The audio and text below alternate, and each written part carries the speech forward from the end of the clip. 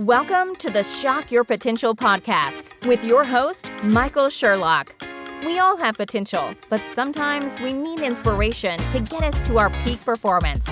Whether you are starting out in your career, ready to move up the corporate ladder, or taking the leap into entrepreneurship, Michael's guests provide powerful tools and resources to shock your potential. Shock Your Potential is a global professional development training company committed to your unique journey. Learn more about us today at shockyourpotential.com. Listen in to today's expert. Thank you for joining me on another episode of Shock Your Potential. And as always, I am Michael Sherlock, your host. And today, as all this month, we are working on the incredible feat of saying yes to a new year and yes to being flexible no matter what happens. Because we all know that we had great ideas going into 2020. And we're going to just be prepared for anything. And my guest today is Tim Spiker. And he is the author of The Only Leaders Worth Following, which that alone tells you, this is going to be something near and dear to my heart. And he's been passionately investigating leadership effectiveness for the past more than 2 decades. Don't try and do the math and figure out how old he is, because I probably have more zeros behind him than he does. But he and his organization, the Aperio, help people become, be, and stay leaders who are actually worth following. And, I've had a few, my live streams where I've talked about what do you do when you work for a jerk. So this is going to be really fun. And he has worked with teams across the globe, creating unique and customized learning experiences and guiding long-term developmental journeys. And that's what leadership is really all about, is making sure you're constantly working on yourself. So, Tim, thank you so much for joining me today. Michael, really excited to be here with you and with the folks that are listening. Yeah, I have such a great audience, and they are constantly working on themselves. And a vast majority of my followers are leaders, a lot of them in retail sales. They've gone through a lot of fluctuations. Oh. And we know leadership is different today too, with so much happening remotely. So I know everybody's going to gain a lot. So I gave the highlights from your bio, but tell us a little bit about you, your business, and how you help people to shock their potential. Sure. Well, thanks. About 20 years ago, I was waiting tables, getting ready to start my graduate business studies. And I had a colleague, AKA another server at the restaurant, who invited me to an open house for a marketing company. Now, Michael, if you are ever invited to an open house for a marketing company, or anybody listening, I encourage you to ask more questions than I did. Does this have to do with like Cutco knives?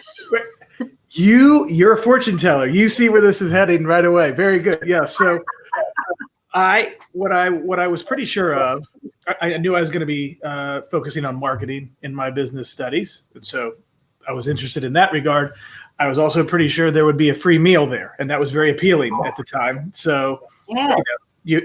She had me. So I walked into the room. I took a seat in the middle of the room, which turns out to be an important part of the story, and they begin the little presentation, which turned out to be a recruiting meeting for a multi-marketing company.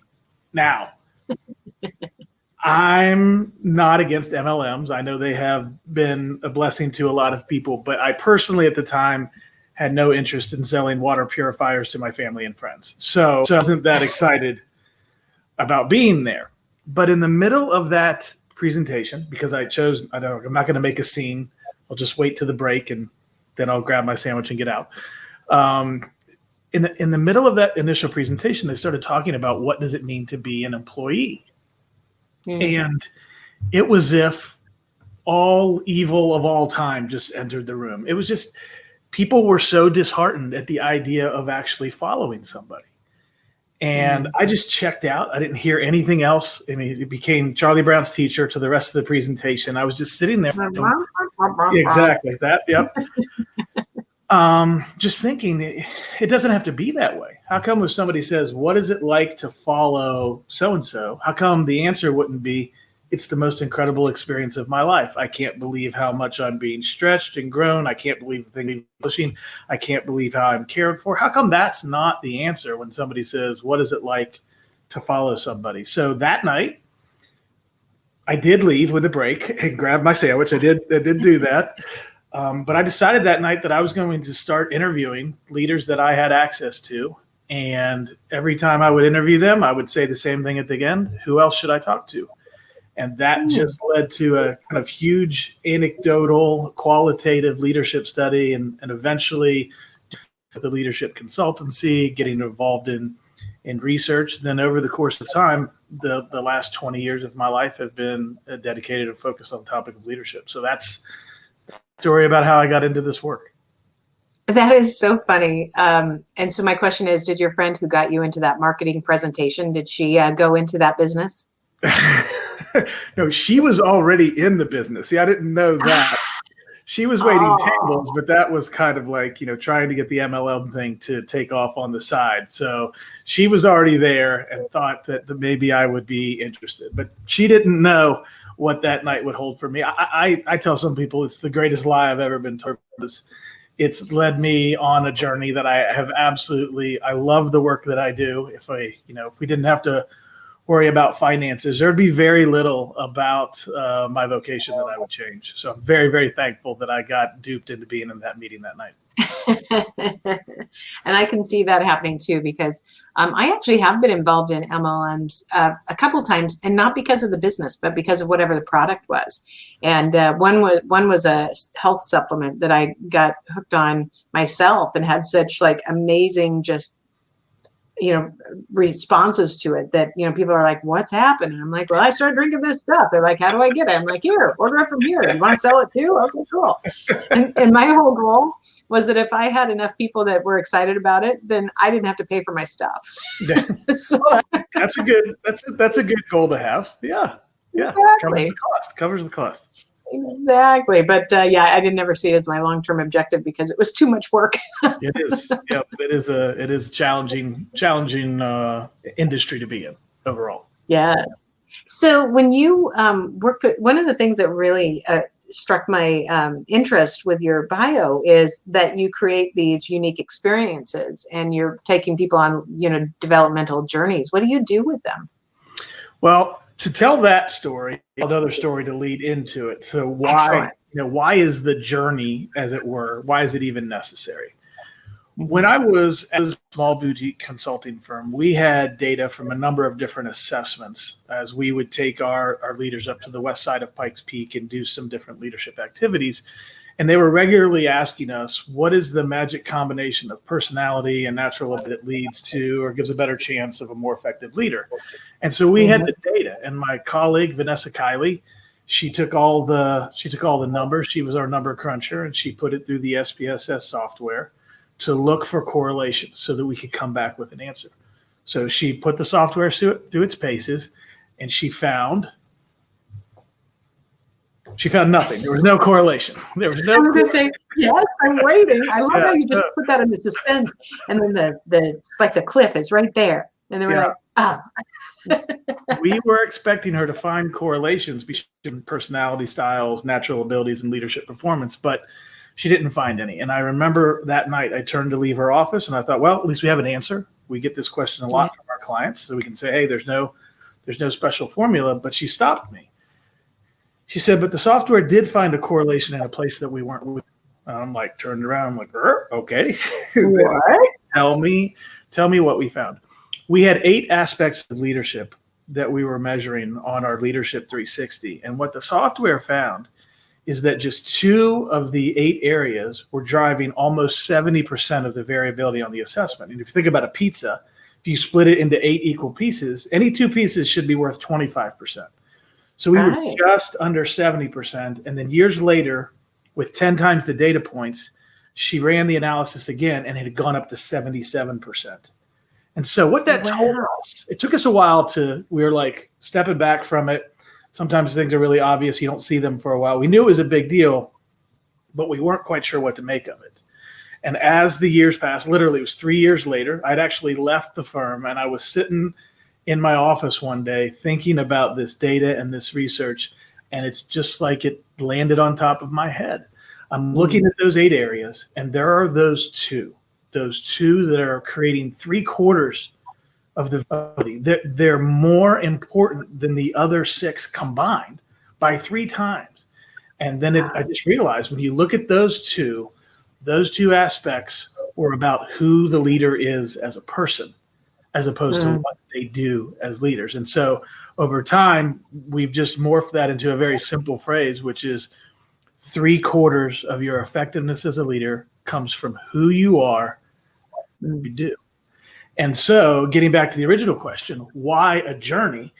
We take people on and this is a metaphorical journey. This is not an actual trip, but we walk with people for an extended period of time around the leadership development exercise. And we call it a journey because it takes time for us to grow and develop as people.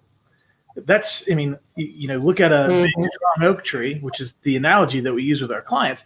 How long did it take that tree to become what it is? It took a lifetime. And so we take a really, really dive in with people. One of the things that we're keen on doing as much as possible is it's great for people to have education. It's great for them to understand concepts. But what we are more interested in as an organization is helping them become. And that takes a really concerted effort. And so we go on this journey with our clients to help them become really well-developed who's, because that's going to help them be more effective leaders. Yeah, and I think that's really, it's very telling. And it's one of the things that, I work in leadership as well. And, I'm always talking to people about, the mirror and reflecting on yourself. And that reflection is going to change over time. So who you are as a leader today may have a lot of similarities to who you were 10 years ago or where you'll be 10 years from now, but there are going to be a lot of changes. So the ability to continually reflect means you're watching and you understand them, but that you're also going to say, hey, wait, I'm starting to lose a little something here, or there's something more I can gain now, and should prompt you to continue to work on yourself. Yeah. Well, that idea of we're singing off the same sheet of paper as we think about the idea of what does it mean to look in the mirror. It's a tough thing to do, but it's so important to do all the time. Yeah, absolutely. And so when you work with people, I know I've had some great success stories, which I really love, but when you work with people and you see them take that journey and really evolve and become, to your point, who they want to be as a leader, what kind of, results do you get from that? What kind of impact do they have then? Yeah, there's anecdotal stories and then there's some data. So I'll tell you one from each camp. Which do you want first? The anecdotal story or the data? Data. You get to pick. I don't know, data, just because then we get the story afterward. Okay. Then I have to have a little delayed gratification. Okay, very good.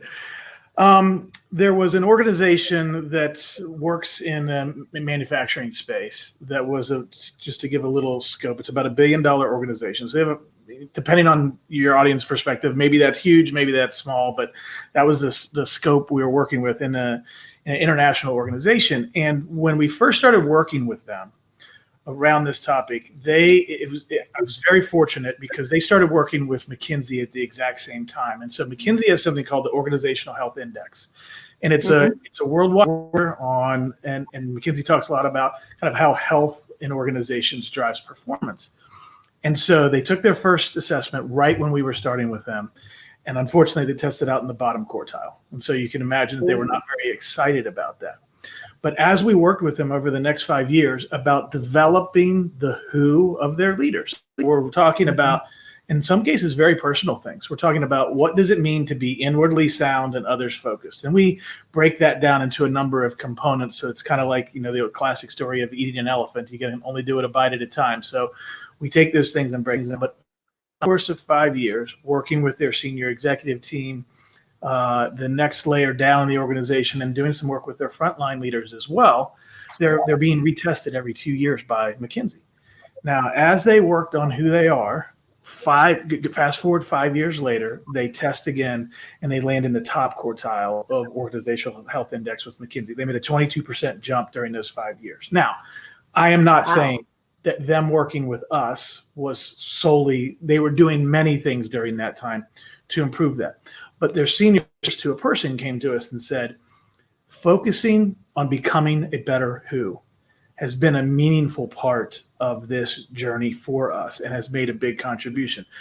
The bigger part of that story is not what we did. It's the fact that they were willing to do the work on very personal stuff. Not many organizations are willing to have the real conversation that you need to have. So if I'm saying to somebody, hey, I know you don't want to, but your empathy meter is broken. I know it's a hard message to hear, but we got to talk about this because it's disconnecting you from your people, and they're not that excited about working for you. Who's going to be willing to be in that conversation? And so to find an entire organization with leadership who's saying, we want to be having that conversation throughout the organization.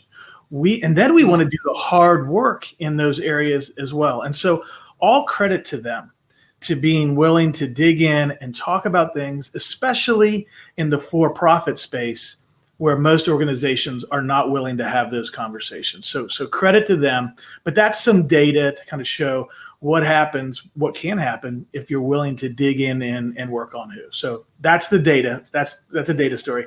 Now here's the anecdote. Wow. In another division of that company, there was a senior leader in the top executive team who came to us about 18 months into this work. And he was just a very simple story, but I think it really makes the case. And he had worked hard.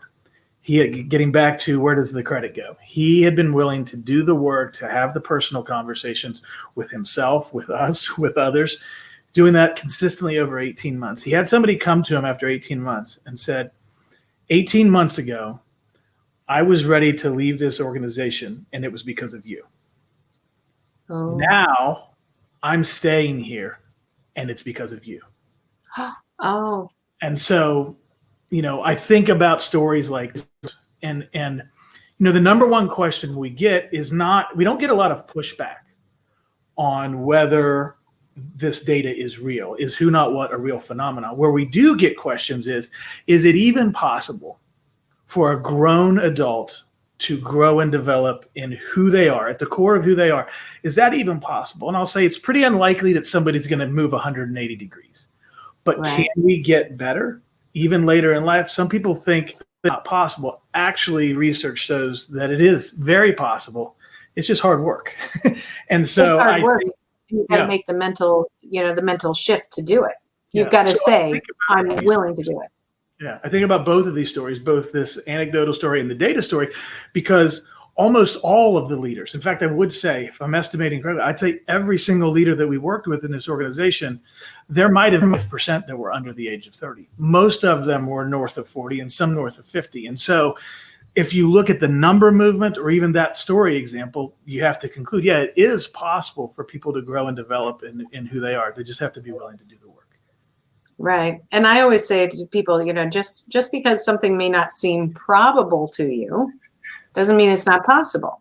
Yeah. But if you let the probable stop you from moving forward, it will never be possible. Well, that's true. That's true. There is an element. There's an element of trust and work that go into it in order to make it possible. But what we know for sure is if you don't try, we know that it won't work out. We know that for sure. Yeah. Absolutely. And I think that's so true. And I think of a lot of times when I'm talking to leaders who are wanting their team to change.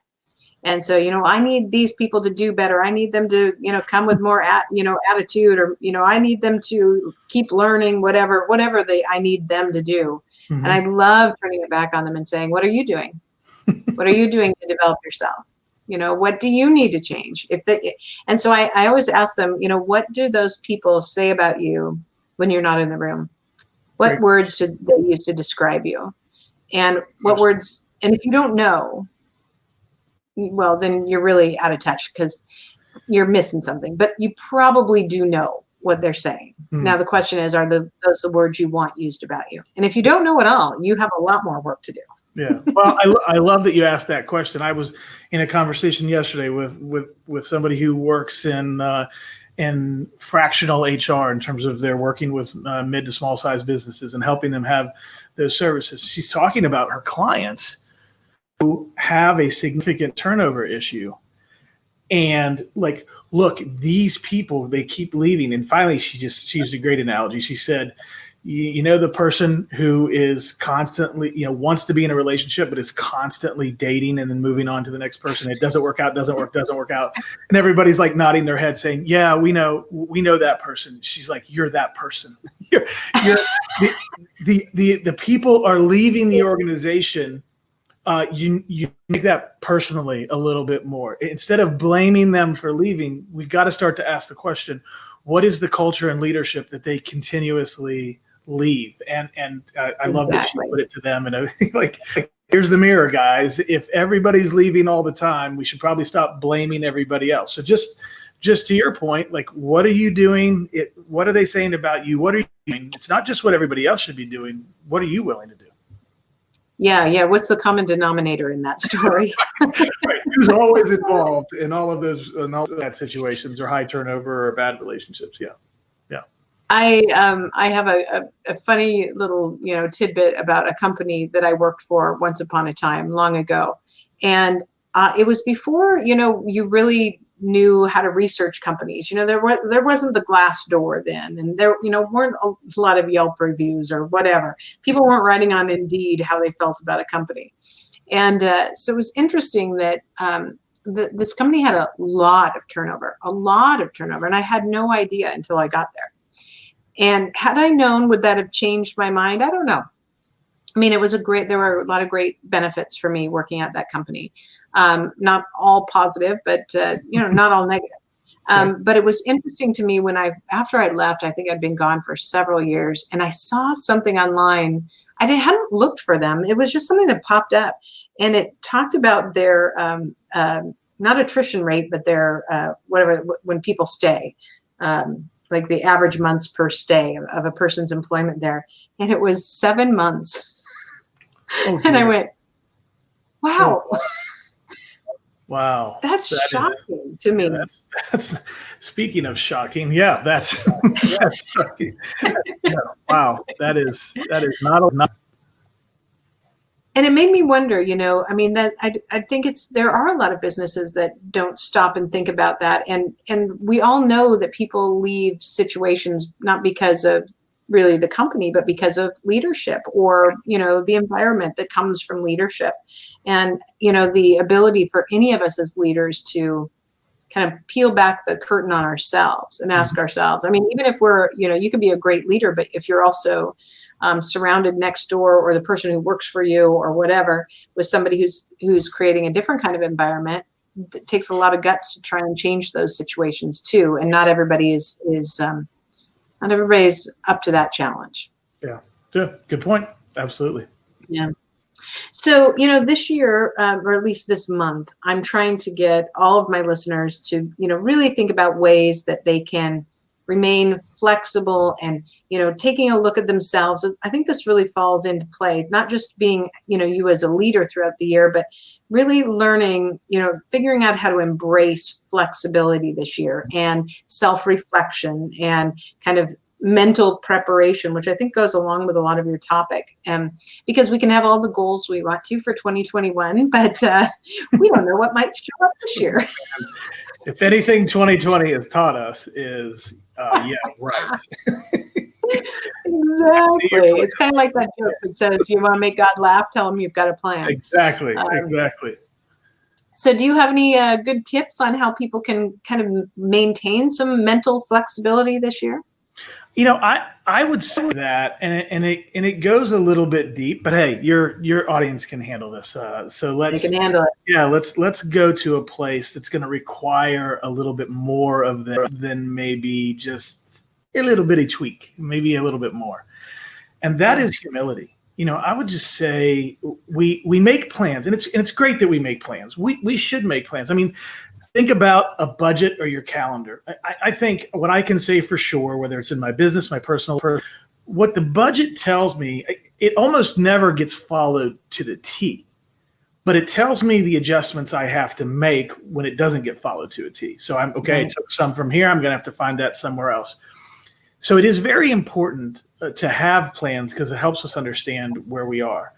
But I think, especially in the business space, organizational life, even if it's a not-for-profit, I think we have to be careful about how wedded we become to those plans from an ego standpoint. Yes, it's important that we have some stick-to-itiveness and we don't crumble at the sign of a challenge, but there is the other side to it where we have to be humble enough to say, maybe I didn't make the best plan, or maybe my plan's not going to work out in this environment.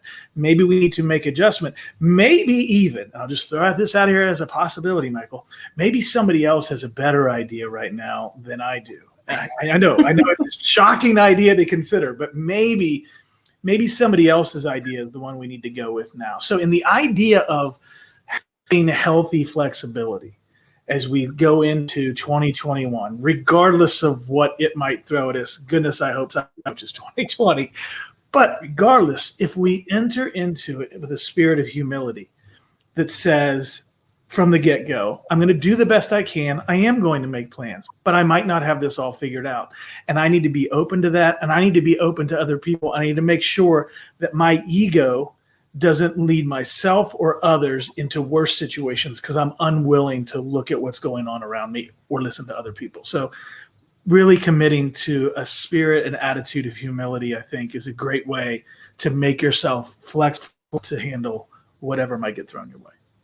I don't know if that was too deep, but that was very wise. And if I was in my normal home office, I would refer to who I usually have in the back as Yoga Dog, my little statue, and say Yoga Dog agrees. And I love how you said healthy flexibility, because it's, that's part of the process, is that reflection. And I like the idea of letting go of your ego a little bit. I have to do it every once in a while myself. So it's a good reminder I'm like, have you been listening to my brain? I'm not going to bring all the people into the interview who could tell you about mine. So, they're out there. We'll just say they're out there. Okay. All right. We'll just leave it at that. Yeah, Tim, this has been fabulous. I know we'll have all of your contact information on our show notes, but just in case somebody wants to type in right now and find you, what's the best way for them to reach you? Sure. Best way to find us is at onlyleaders.com, theonlyleaders.com. And if you go there, we're getting ready to put a discussion and study guide out to go along with the book. So that'll be something that we offer for free to people who sign up for our email list. And also something that we want to do for your listeners is we have a promo code there. And if you put in the word shock, to the promo code, we're starting new journey groups in 2021. So if somebody put in the word shock and then ended up joining us for a journey group in 2021, we'll give them $500 off. Just to thank you for getting to be a part of your podcast.